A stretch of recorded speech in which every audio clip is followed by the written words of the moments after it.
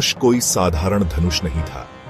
यह धनुष भगवान शिव का एक महत्वपूर्ण अस्त्र था जो उनकी अपार शक्ति और दिव्यता का प्रतीक था। यह देवों के देव भगवान शिव का ही एक अस्त्र था जो उनके क्रोध और शक्ति का प्रतीक था। इस धनुष की महिमा और शक्ति का वर्णन अनेक पुराणों और शास्त्रों में मिलता है, जो शक्ति और विनाश का प्रतीक था। इस धनुष की शक्ति इतनी प्रबल थी कि इसके सामने कोई भी शत्रु टिक नहीं सकता था। कहा जाता है कि यह धनुष इतना भारी था कि इसे उठाने के लिए सैकड़ों हाथियों की शक्ति चाहिए होती थी।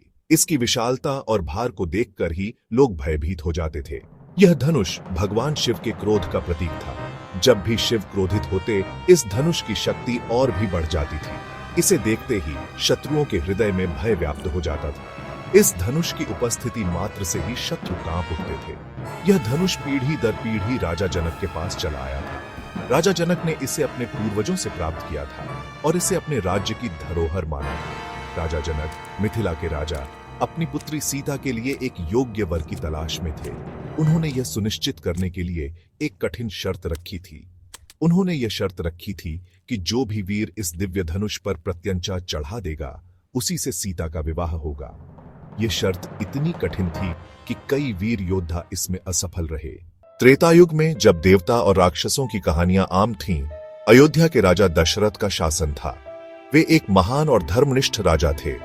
उनके 4 पुत्र थे, राम, लक्ष्मण, भरत और शत्रुघ्न।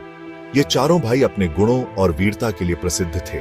राम, जो विष्णु के अवतार थे, अपनी बुद्धिमत्ता, शक्ति और धर्मनिष्ठा के लिए जाने जाते थे। वे अपने पिता के सबसे प्रिय पुत्र थे। मिथिला में राजा जनक अपनी पुत्री सीता के स्वयंवर का आयोजन कर रहे थे। यह एक महान आयोजन था जिसमें दूर दूर से राजा और राजकुमार आमंत्रित थे। सीता असाधारण सुंदरता और गुणों वाली थी। उनकी सुंदरता और गुणों की चर्चा पूरे राज्य में थी। स्वयंवर में दूर दूर से राजा और राजकुमार आए थे, सभी शिव धनुष पर प्रत्यंचा चढ़ाने और सीता का हाथ जीतने की आशा में।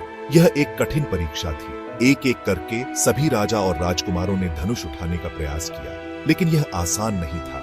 लेकिन धनुष इतना भारी था कि कोई उसे हिला भी नहीं सका। सभी के प्रयास व्यर्थ हो गए। निराशा और हार का माहौल छा गया। राजा और राजकुमारों के चेहरों पर निराशा साफ झलक रही थी।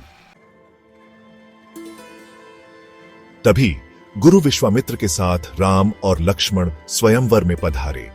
उनके आगमन से सभा में एक नई ऊर्जा का संचार हुआ। सभी की निगाहें राम पर टिकी थीं। हर कोई यह जानने को उत्सुक था कि क्या राम इस चुनौती को पूरा कर पाएंगे। राम का तेज देखते ही बनता था। उनके चेहरे पर एक दिव्य आभा थी जो सभी को मंत्रमुग्ध कर रही थी।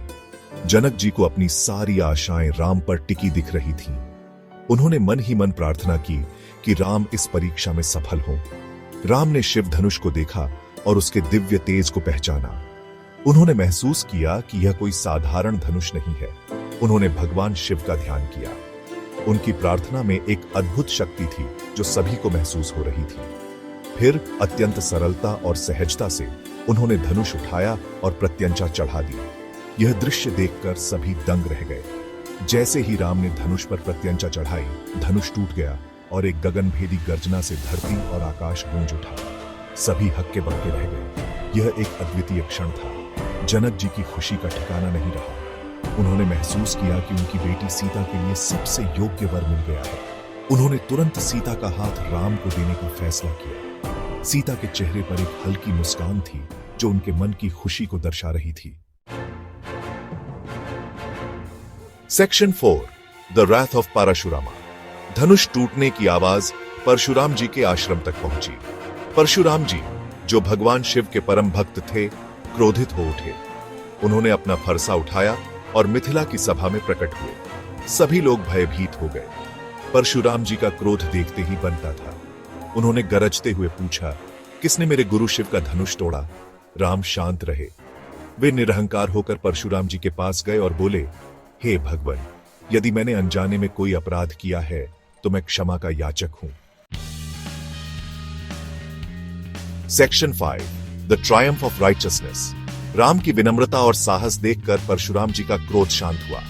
उन्होंने राम को पहचान लिया। उन्हें एहसास हुआ कि राम कोई और नहीं बल्कि स्वयं विष्णु का अवतार है। परशुराम जी ने राम को आशीर्वाद दिया और अपना फरसा उनको सौंप दिया। इस तरह राम और सीता का विवाह हुआ और अंत भला तो सब भला। शिव धनुष तोड़ने की कहानी सिर्फ एक कथा नहीं है, बल्कि यह हमें धर्म, साहस, विनम्रता और नियति का महत्व समझाती है।